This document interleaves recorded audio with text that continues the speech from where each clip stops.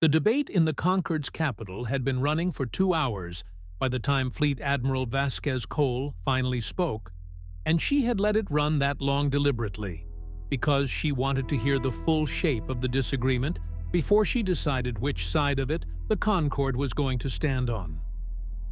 "They've lost a picket ship to the outer minefield, and they still haven't withdrawn," General Alvarez said, tapping the tactical display where the Dominion fleet's positions sat clustered defensively around Kestrel's landing. "That tells me they're not looking to negotiate, Admiral. That tells me they're regrouping to push harder. I say we meet that with force proportionate enough that there's no ambiguity left about what they're facing.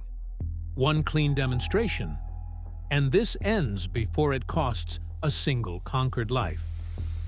"And I say," Reyes cut in, "that a fleet regrouping after an unexplained loss is not necessarily a fleet preparing to escalate. It might just as easily be a fleet trying to understand what happened, which is exactly the kind of moment where careful contact could prevent this from becoming a war at all. Dominic, if the first thing they see from us is overwhelming force, we've confirmed every worst assumption a species like that makes about the universe. That everyone they meet is either prey or predator, and there's no third option. I would like to at least try to offer a third option before we prove them right." "You're welcome to try, Sophia," Alvarez said, not unkindly. "But you're going to try it from a position of demonstrated strength, or you're not going to get the chance to try it at all. Careful contact with a fleet that thinks it's still hunting an easy target is not diplomacy. It's an invitation to be tested." Intelligence Director Whitfield, who had been quiet through most of the argument, finally leaned forward. "I don't think this is actually an either-or, and I think you're both partly right, which is usually the most useful place to start. Dominic's correct that we need to demonstrate capability before anyone at the Dominion's command level will take a diplomatic overture seriously. Their entire framework for measuring other species runs on demonstrated strength and an offer of peace from what they still believe is a Tier 7 world will read as a trick, not a gesture.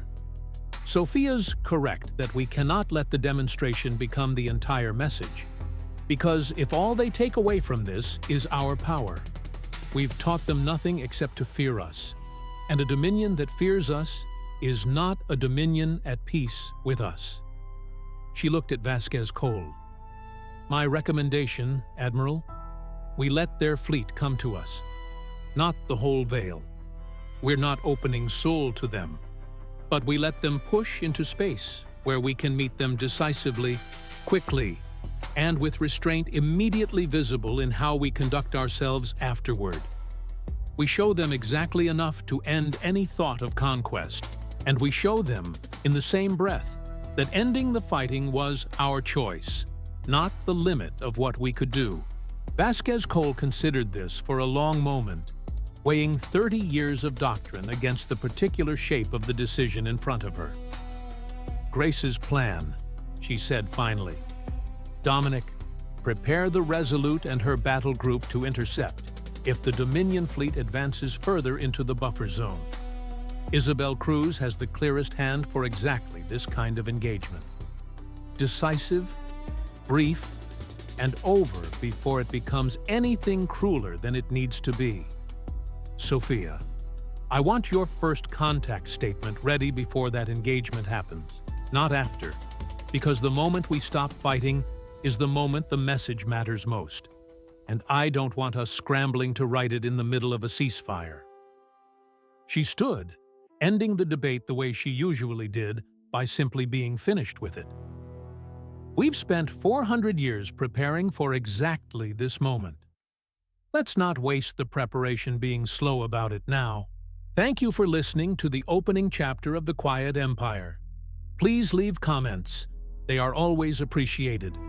Also, please like and follow on TikTok, or like and subscribe on YouTube. They will help to keep these stories coming and on a quicker pace. Thank you.